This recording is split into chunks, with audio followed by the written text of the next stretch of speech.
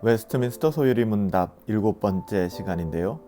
오늘은 요리문답 7번째 질문, 하나님의 예정이 무엇인가?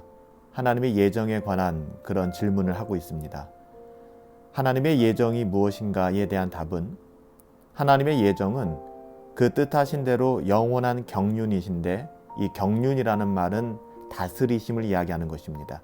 하나님의 예정은 그 뜻하신 영원한 경륜이신데, 이로 말미암아 자기의 영광을 위하여 모든 되어가는 일을 미리 작정하신 것이다.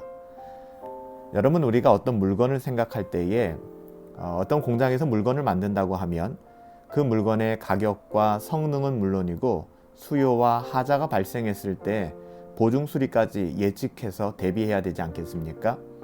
만약에 고가의 물건이라고 할지라도 이러한 계획 없이 비싼 물건을 만들어 놨다가 팔리지 않는 경우에, 또한 AS가 잘 되지 않는 경우 회사 자체가 도산할 수도 있죠. 2000년대에 들어서 많은 기업들이 어려움을 경험했던 것도 바로 이러한 문제들이었습니다. 하나님께서 온 세상을 창조하실 때에도 이와 비슷한 이치라고 볼 수 있어요. 하나님께서는 보기에만 좋은 세상을 창조하신 것이 아니라 인류와 피조 세계에 일어날 일들을 이미 다 생각하시고 이에 대한 계획을 세우셨습니다. 즉, 인류와 이 세상에 대한 어떻게 보면 경영 계획을 이미 다 마치시고 창조하셨다는 것이죠. 이것을 하나님의 영원한 작정, 또 쉽게 하나님의 예정이다 라고 우리가 설명할 수 있을 것 같습니다.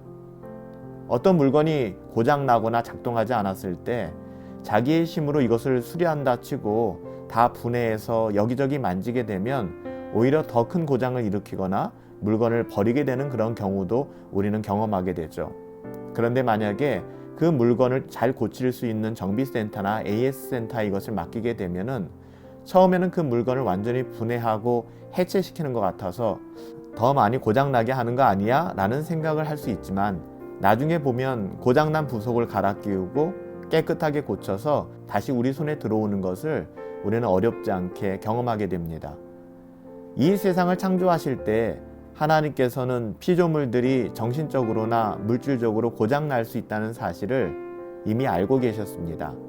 왜 그러냐 하면, 하나님은 완전하시지만 피조물들이나 피조세계는 완전하지 않기 때문이죠. 피조물 중에서 천사가 타락하여 하나님을 대적하고 인간들이 타락해서 범죄함으로 자연계에 큰 혼란과 파괴가 일어났을 때 인간들의 눈에는 하나님의 창조가 실패한 것처럼 보일 수도 있습니다. 하지만 하나님께서는 이 모든 것을 다 수습하여 더 완전한 세계를 만드실 계획을 이미 하고 계셨다는 것이죠. 하나님의 창조 솜씨 또한 대단하지만 타락한 인간을 구원하시는 능력은 참으로 놀랍습니다. 만약 하나님께서 창조만 하셨다면 우리는 하나님의 위대하심을 조금 더 깨닫지 못했을 것입니다. 그런데 오히려 인간들이 타락하고 이 세상이 파괴됨을 통해 하나님의 사랑과 자비하심이 얼마나 풍성한가를 잘 경험하게 되었고, 하나님이 이 사건을 통해서 하나님의 어떠하심을 그렇게 풍성하게 드러내는 계기가 되었던 것이죠. 하나님께서는 이 세상에 얼마든지 많은 피조물들을 창조하실 수 있고 또 새로운 세계를 만드실 수 있는 분이십니다. 그러나 하나님께서도 결코 하실 수 없는 게 있는데요. 그것은 바로 죄입니다. 하나님께서는 죄를 지을 수 없는 분이십니다. 하나님은 거룩하시기 때문에 또한 죄를 결코 용납하실 수 없는 분이십니다. 피조물들이 하나님을 인정하지 않고 하나님을 대적하는 것은 절대로 용납할 수 없는 죄입니다. 하나님께서는 자신이 가장 탁월하게 만든 인간이 타락해서 범죄할 줄 이미 알고 계셨습니다. 그래서 만약 인간들이 타락해서 범죄하게 되면 어떻게 할 것인지 하나님께서는 깊이 생각하시고 의논하셨어요. 삼위 하나님께서 그 일들을 행하셨죠. 그리고 인간들이 지은 죄에 대하여 삼위일체 하나님 중에 성자 하나님이 책임지시기로 작정하신 것입니다. 여기서 인간을 대하시는 하나님의 그 엄청난 사랑을 우리는 발견할 수 있죠.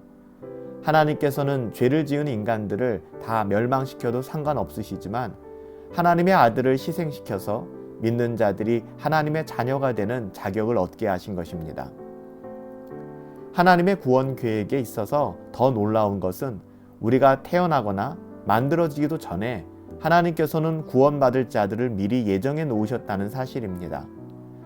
사람들은 이것을 오해해서 예정은 굉장히 불공평한 일이며 결국 택함을 받지 못한 자들은 아무리 믿고 싶어도 소용이 없는 것이 아니냐 이렇게 공격하기도 합니다.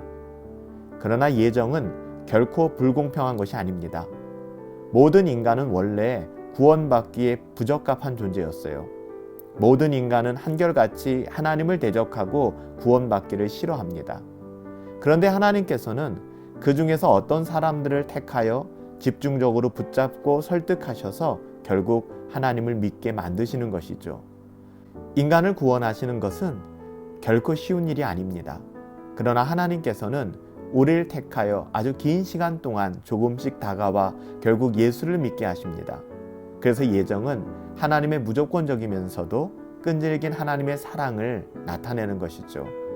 결국 우리는 예정을 통해서 우리가 얼마나 악한지를 알고 결코 우리를 포기하지 않으시는 하나님의 사랑을 발견하게 되고, 그러므로 말미암아 예정의 교리는 우리를 실망시키고 시험에 들게 만드는 것이 아니라 더 하나님께 감사하게 되고 하나님의 그 깊은 뜻을 경험하게 되는 계기가 되는 것입니다.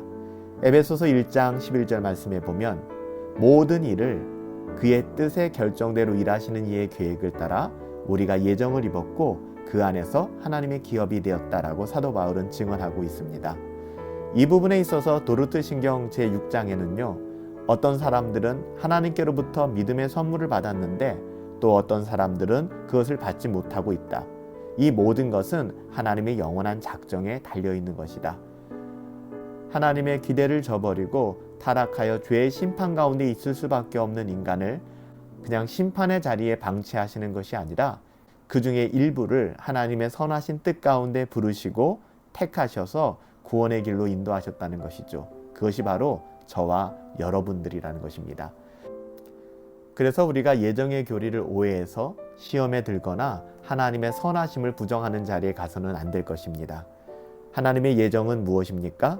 하나님의 예정은 하나님의 그 거룩하신 뜻대로 행하신 영원한 하나님의 다스리심이에요.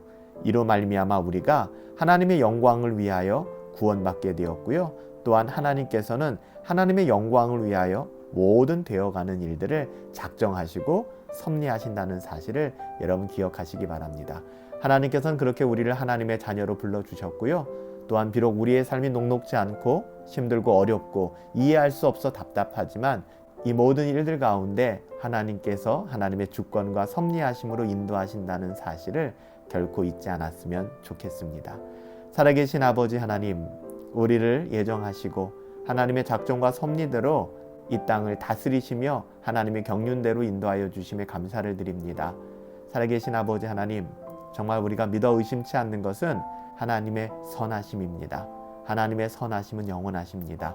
우리의 삶 가운데 그 하나님의 선하심을 오늘도 경험하게 하시고 날마다 이것을 누리며 하나님께서 허락하신 이 세상의 삶, 하나님께서 허락하신 이 땅의 삶, 우리가 복된 삶 누리며 살아갈 수 있도록 인도하여 주시옵소서. 우리의 이름을 부르시며 지명하여 부르시며 택하시고 또 섭리하신 그 하나님의 은혜에 감사하옵고 존귀하신 예수님의 이름으로 기도하옵나이다. 아멘. 하나님의 예정교리는 많은 사람들이 오해하고 또 비난하기도 합니다. 그렇지만 하나님의 예정교리를 바르게 깨닫게 되면 하나님의 은혜의 깊이가 어떠한 것인가를 잘 알게 되고요. 또 하나님께 감사하는 삶을 살아가게 될 거예요. 그런 저와 여러분들 되기를 예수님의 이름으로 축복합니다. 승리합시다.